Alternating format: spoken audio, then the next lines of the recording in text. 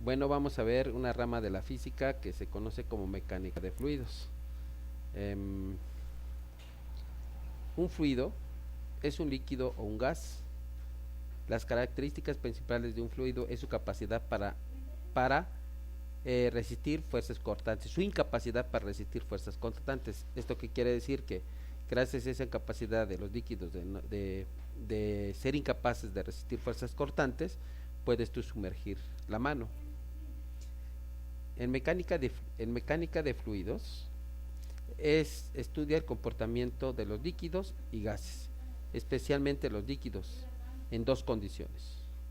Uno, líquidos en reposo, que le vamos a llamar hidrostática, ¿ok?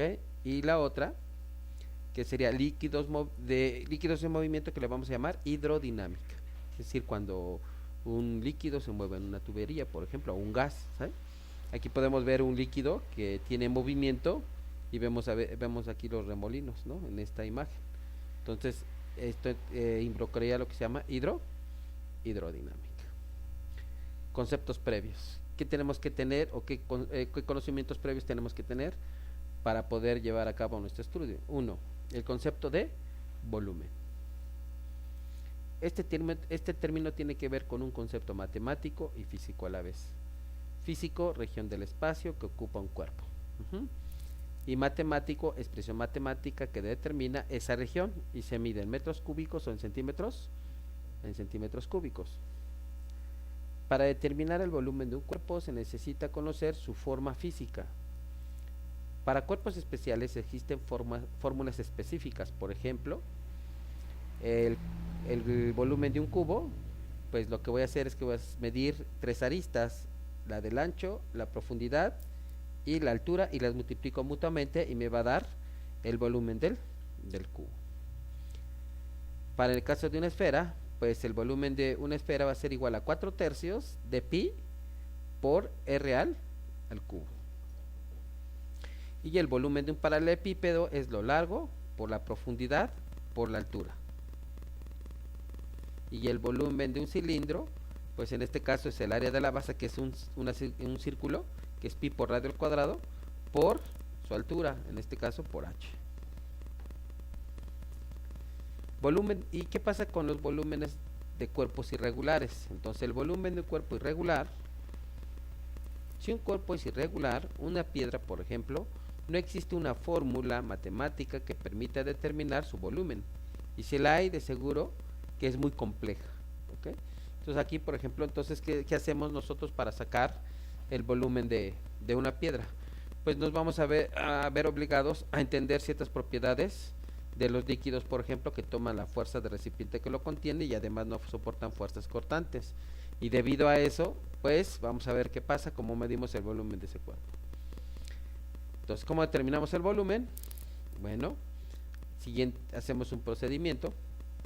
Caso 1, buscamos un recipiente en la cual sea fácil de determinar su volumen y le metemos un líquido, y ese líquido va a tener la forma del recipiente que lo contiene. Si yo sumerjo el cuerpo, se sumerge el cuerpo y la cantidad de volumen sumergido de este cuerpo va a ser igual a la cantidad de agua desplazada. Es decir, el volumen del cuerpo equivale a la cantidad de volumen que se desplaza. Y como los líquidos toman la forma del recipiente que lo contiene, entonces este volumen pues ya lo podemos calcular por medio de la fórmula de un cilindro, ¿sale? Y ya sacamos el volumen de esta agua desplazada, que es equivalente al volumen del cuerpo sumergido. El incremento de volumen en el agua corresponde al volumen del cuerpo, ¿sí? Hay que procurar que el vaso tenga una forma geométrica simple para determinar el volumen del agua de un cilindro, ¿sí? Otro concepto importante es el concepto de densidad. ¿Qué es la densidad? Es una medida que representa la cantidad de materia que hay por cada unidad de volumen de un cuerpo. La fórmula correspondiente es densidad es directamente proporcional a la cantidad de masa que tú tengas entre el volumen en donde tengas concentrado esta masa. En este caso, unidad de volumen, ¿ok? Se mide en kilogramos sobre metro cúbico o gramos sobre centímetro sobre centímetro cúbico, por ejemplo. En general, los sólidos tienen mayor densidad que los líquidos y estos mayor densidad que los gases. Pero dentro de los sólidos, por ejemplo, hay unos con más y otros con menos densidad. Podemos decir que los sólidos, pues sus moléculas están más juntitas. La de los líquidos, sus moléculas están más separadas. Entonces, si yo tengo una cantidad de volumen de un sólido, ¿sí? Y agarro la misma cantidad de volumen, pero en líquido, voy a ver que el volumen del sólido es mucho mayor que el volumen del líquido. ¿Por qué? Porque el volumen del líquido, sus moléculas están más separadas que la del sólido. En la del líquido hay como pequeños huequitos, y a la de los sólidos pues no hay huequitos, sus moléculas vibran en posiciones fijas. ¿Ok? Aquí tenemos algunas densidades. La densidad del agua, por ejemplo, es de 1 kilogramo por cada metro cúbico. 1 kilogramo por cada metro cúbico, o que es lo mismo que 1 gramo por cada centímetro cúbico. Aquí tenemos la de la madera, el aceite, la leche, etcétera. Aquí tenemos esa tabla de algunas densidades. Cálculo de densidades. En general, la forma más simple de determinar la densidad de un cuerpo es dividir su masa entre el volumen que tiene. Supongamos que tenemos un cuerpo cualquiera. Ese cuerpo lo pesamos en una balanza para medir su masa y determinamos el volumen de este cuerpo, masa y volumen. Y pues sacar su densidad, pues dividimos la masa entre el volumen. ¿Sí? Bueno, otro concepto que tenemos que tener en cuenta es el concepto de presión. La idea más simple que se tiene sobre la presión se relaciona con la acción de aplastar algo. Y cuando se aplasta algo, se ejerce fuerza sobre una región del objeto.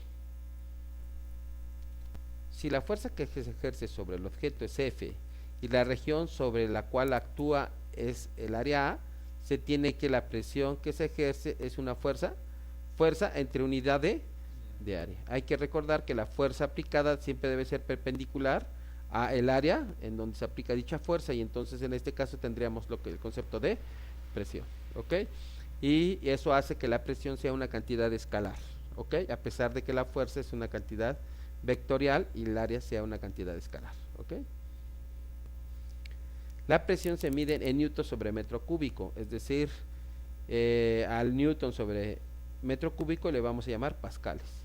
Es decir, los pascales son una unidad compuesta. ¿Ok? Ejercicio, vamos a ver aquí un ejercicio. Si un libro tiene una masa de 0.4 kilogramos y su portada mide 20 centímetros por 15 centímetros, está apoyada sobre una mesa, el peso del libro que ejerce sobre el peso del libro ejerce una presión sobre la mesa. Y aquí tenemos el dibujito, en la cual debido como consecuencia de estar dentro de un campo gravitacional, ¿ok? El libro ejerce una fuerza sobre la mesa y equivalente igual a su peso, ¿ok? Entonces eso quiere decir que el libro ejerce presión, ¿sí? Debido a la portada, aquí está, sobre la mesa, ¿ok? La portada tiene un área, entonces eso quiere decir que el peso ejerce presión sobre la mesa, porque ese peso se distribuye sobre la portada, por ejemplo. Peso del libro, masa por gravedad, ¿ok? Que es igual a 0.4 kilogramos por 9.8. El producto de la masa por los gramos, pues me da 3.72 newtons, que es lo que pesa el libro. Como el área de la portada, bueno, el área es igual a lo ancho por lo largo, entonces 0.2 por 15 centímetros, pues me va a dar el volumen de la portada, ¿ok? Por lo tanto, la presión es igual a la fuerza, que son 3.72, entre el área de la portada, que son 0.3. Entonces, al dividir, me va a dar 12.4 pascales de presión, que es la presión que ejerce el libro sobre la mesa, ¿ok? Otro ejercicio. Sobre el suelo hay un bloque de aluminio de medidas 20 centímetros de alto y 30 centímetros de ancho y 40 centímetros de largo. ¿Qué presión ejerce sobre el suelo? Bueno, entonces tenemos este bloque, sacamos en este caso el peso, entonces aquí tenemos el volumen es igual a lo ancho por lo largo por la altura, y la masa es igual a la densidad entre el volumen. Entonces volumen del bloque, ahí está. Aquí pongo estos datos, obviamente los convierto a metros. Aquí serían 10, 100, serían 0.2 metros. Aquí serían 10, 100, 0.3 metros. Y 10, 100, 0.4 metros. Si multiplico me va a quedar 0.024 metros cúbicos. La fuerza que ejerce el área con respecto al peso del bloque va a ser, la fuerza es igual a masa por gravedad, pero la masa es igual a la densidad por el volumen. Entonces aquí quitamos esta masa y ponemos densidad por gravedad. ¿Sí estamos de acuerdo? Y entonces 2.70 kilogramos sobre metro cúbico por 0.024 metros cúbicos por la gravedad, que es 9.8, es decir, hacemos estas cuentas y entonces me va a decir que es una presión de 635 0.4 newtons. ¿Ok? Área de contacto, pues aquí están los 0.12. Ajá. Y la presión, ahí está. ¿Sí estamos? Entonces, entramos a la hidrostática y vamos a ver el concepto de presión. La presión atmosférica. Dice, es la presión que ejerce el aire sobre los cuerpos que se encuentran en la superficie terrestre. Es decir, aquí está la Tierra. Y entonces la Tierra, entre la superficie de la Tierra y las nubes, digamos, hay gas o hay aire. Ese aire es una mezcla de varios gases. Y como tienen masa dentro de un campo gravitacional, entonces esos van a tener un peso. Ajá. Entonces todo cuerpo sumergido en esa atmósfera, pues se conoce como la presión que ejerce esa atmósfera sobre los cuerpos sumergidos en la atmósfera, pues se va a llamar ¿qué? Presión atmosférica. La pregunta es ¿cómo medirla? Bueno, ¿cómo se mide la presión atmosférica? Se está midiendo la presión que se ejerce el peso de una columna de aire de 1 metro, es decir, 1 metro hasta arriba del área de la superficie terrestre. Aquí está el área de la superficie terrestre, entonces aquí se genera presión. Esta es la columna, ¿sale? Aquí tenemos 1 metro cuadrado aquí, que es la misma que está aquí abajo, ¿sí? Y entonces todo este tubo ejerce presión por unidad de metro cuadrado sobre la superficie de la Tierra. ¿Okay?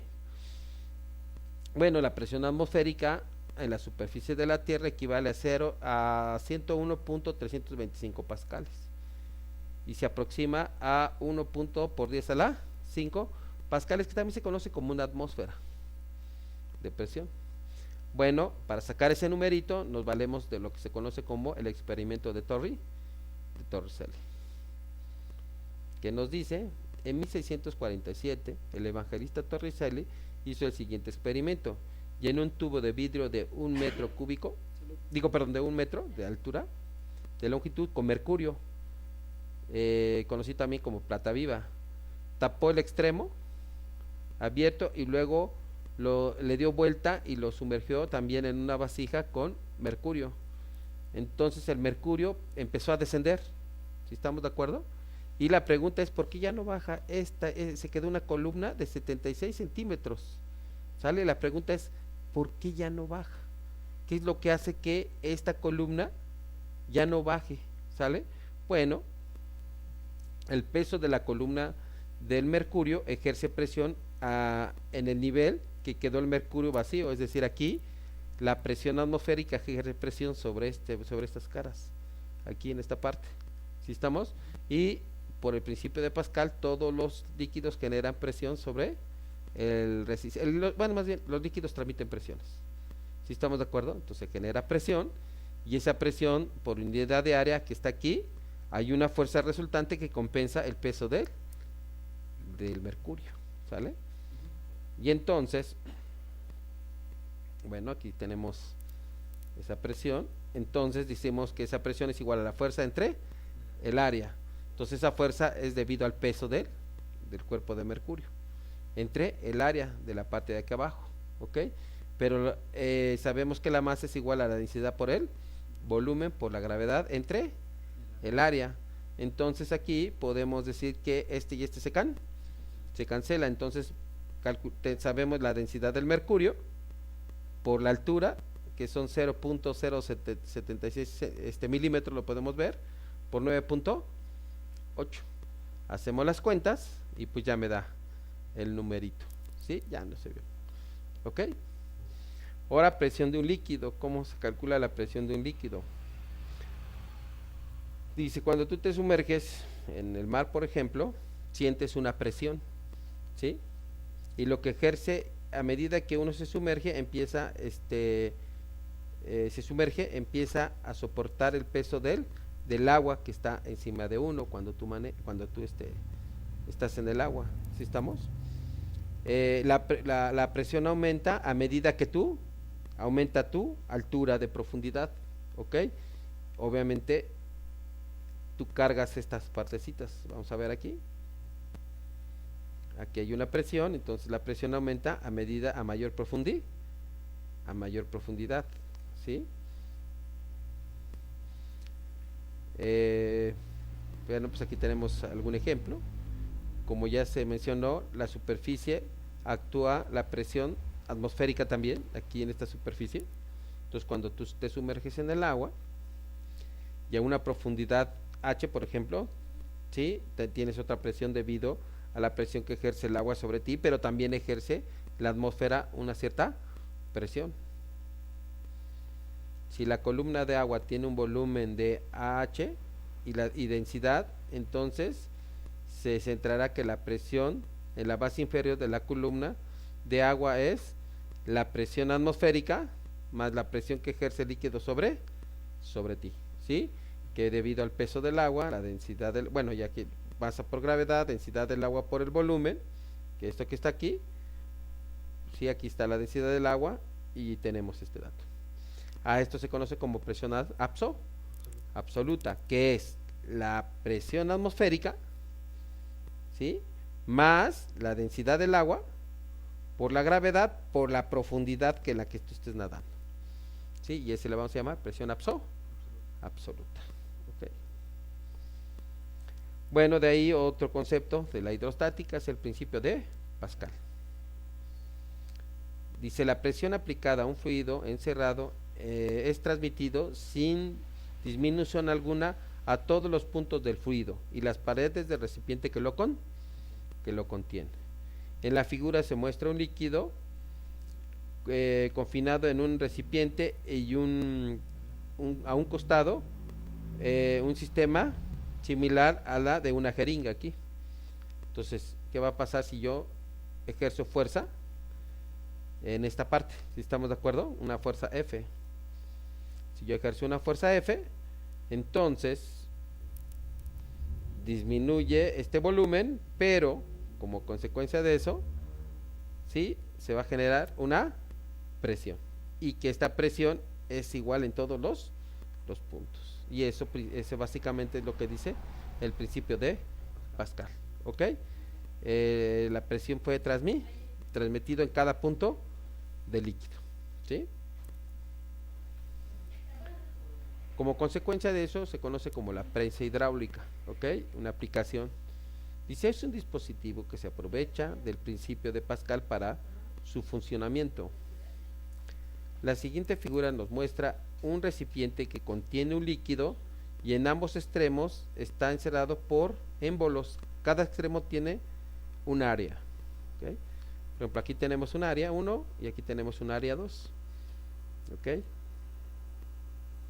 Si ejercemos una fuerza F en el émbolo más pequeño, o sea aquí, esta fuerza actúa sobre un área A1 y esta aplicada a una presión P1, se genera una presión P1 como consecuencia de ejercer una fuerza aquí por unidad de área.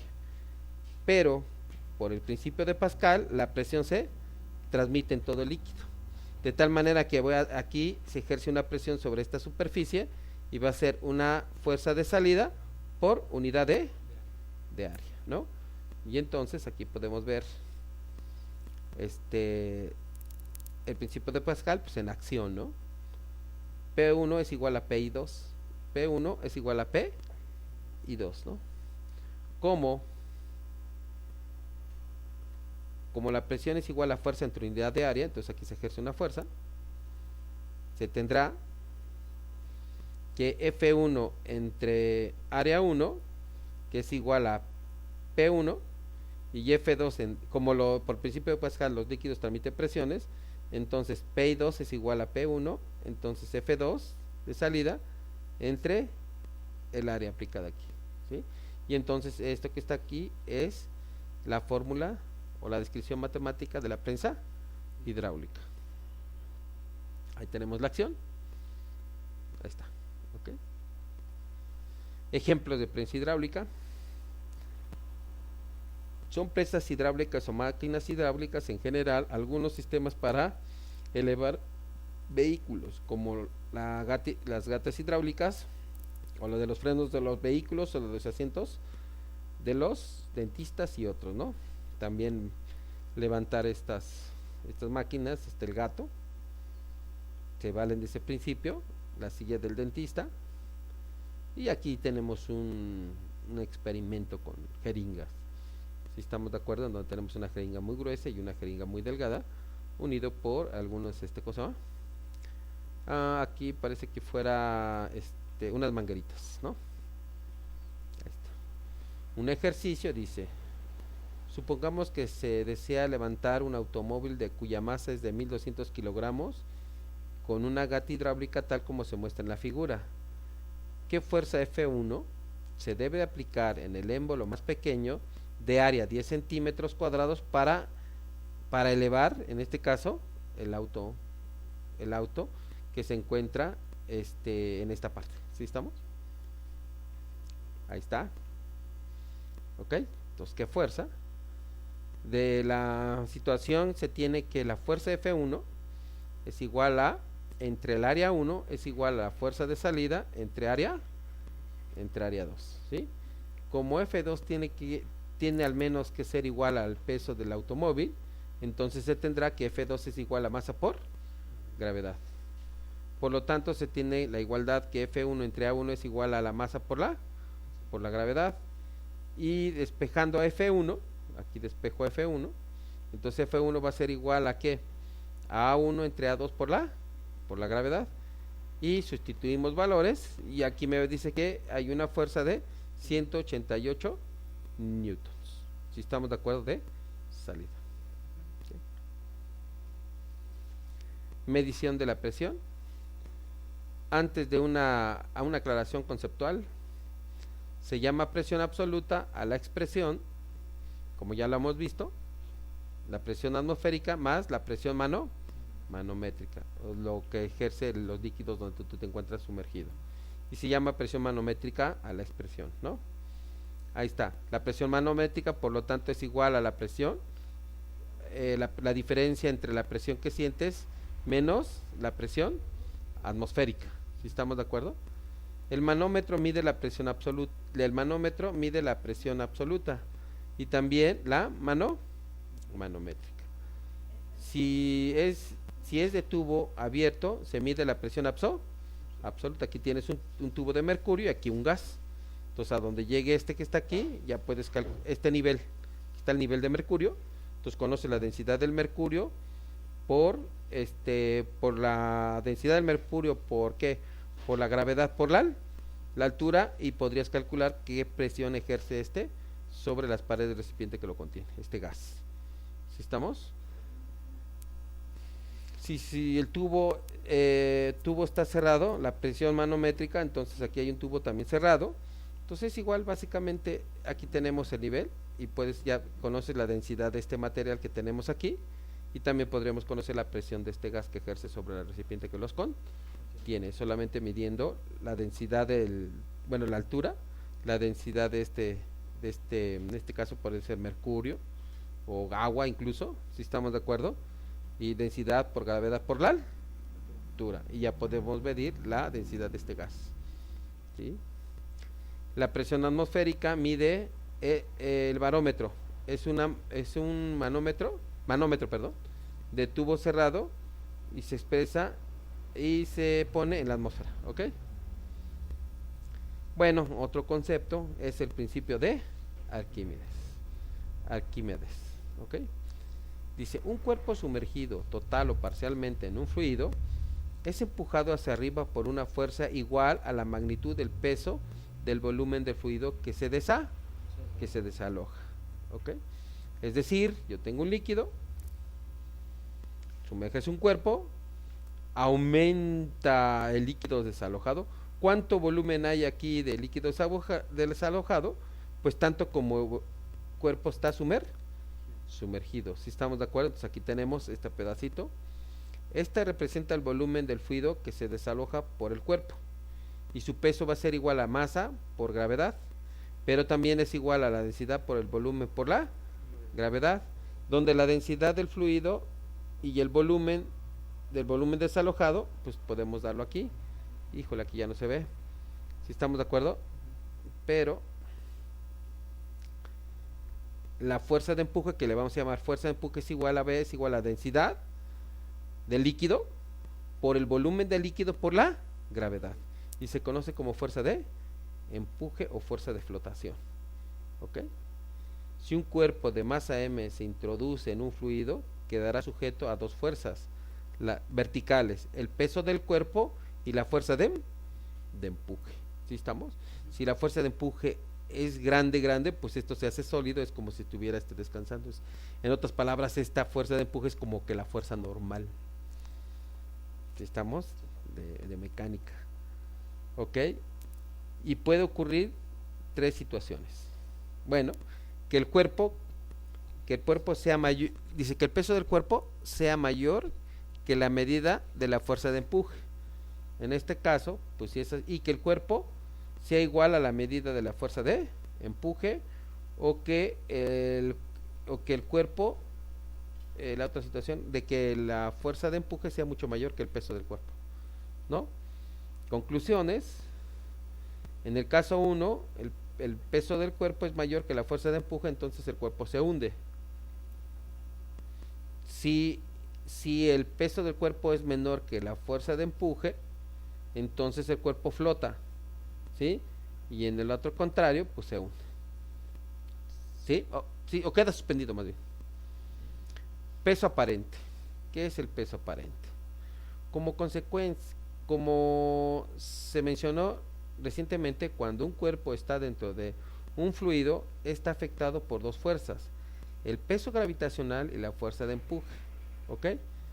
Como ambas fuerzas actúan sobre el cuerpo, entonces se pueden sumar o restar. ¿Sí estamos de acuerdo? Ahí está, que va a ser el peso del cuerpo menos la fuerza de empuje. Y se llama peso aparente a la relación entre la fuerza menos el peso de la fuerza de empuje. ¿Ok? Entonces es cuando tú te sumerges en un líquido y quieres saber la fuerza como consecuencia de estar sometido a la fuerza gravitacional menos la fuerza de empuje, entonces ese va a ser tu peso aparente. Es decir, si tú te sumerges en un líquido y en ese líquido pones una báscula de piso, pues te va a marcar menos peso porque está actuando la fuerza aparente, que es la suma de la fuerza de empuje, el peso gravitacional menos la fuerza de empuje. Entonces, ¿dónde es más fácil levantar una piedra, dentro del agua o fuera del agua? Ándale, es más fácil levantar una piedra dentro del agua porque te ayuda la fuerza de empuje, claro que sí. Sí, situaciones concretas. Cuando estamos sumergidos en el agua, nos sentimos más livianos, y las cosas que tomamos bajo el agua también las sentimos más livianas. Lo anterior ocurre porque el peso que teníamos no es el peso gravitacional, sino es el peso aparente. Te ayuda la fuerza de empuje, ¿sí? Un globo aerostático se eleva porque la fuerza de empuje que le afecta es mayor que su peso gravitacional. Por eso es que los globos aerostáticos suben. ¿Sí estamos? Este estricto rigor, el peso que nos medimos en una pesa, ¿qué es? ¿Peso gravitacional o peso aparente? Pues aparente porque también hay una fuerza de empuje debido a a la fuerza que ejerce la atmósfera sobre nosotros, ¿no? O sea, la misma es un peso aparente, ¿no? Ahora, flotación de los barcos. Parece capcioso preguntar, ¿por qué un barco flota a pesar de que es mayor el metal y tiene mayor densidad que el agua? Dice, hay algo muy cierto. Hay en la pregunta, el cuerpo de menor densidad que es la del agua siempre flotará. En este caso se verifica que la fuerza de empuje es mayor o igual que el peso gravitacional del cuerpo, ¿sí? La densidad promedio del barco es lo que interesa y es de menor que la densidad del agua promedio y se determina por masa por volumen. ¿Sí estamos de acuerdo? La cantidad de masa sumergida. Y el volumen del barco no disminuye, solo el metal, también incluye el aire que lleva en el interior. ¿Y el submarino? Bueno, el submarino se hunde o flota a discreción. ¿Cómo lo hace? Bueno, el submarino se hunde si su peso gravitacional es mayor que la fuerza de empuje, ¿sí?, que lo afecta. Para lograr lo anterior, se inunda con agua, compartiendo que antes que estaban vacíos, ¿no? ¿Cómo dice? Para lograr lo anterior, se inunda con agua los compartimentos que antes estaban vacíos, es decir, funcionan sacando y metiendo agua, ¿sí? Si sacas agua, pues flotas; si metes aguas, te hundes. ¿Sí estamos de acuerdo? Entonces un barquito, pues, un submarino funciona metiendo y sacando agua, ¿sí? Y entonces eso quiere decir que metiendo y sacando agua, pues aumentas o disminuyes la fuerza de empuje. Para elevarse o flotar, su peso gravitacional debe de ser menor que la fuerza de empuje, y esto se logra sacando agua con que se había hundido algunos compartimentos, y así la densidad promedio disminuye y también su peso gravitacional, ¿no? Ahí está. Y entonces básicamente es eso. ¿Ok? Ahí sí. Y ya que estamos en el agua, los peces se sumergen o se elevan en el agua, inflando o desinflándose su vejiga natatoria. ¿Sale? Bueno, eso es todo.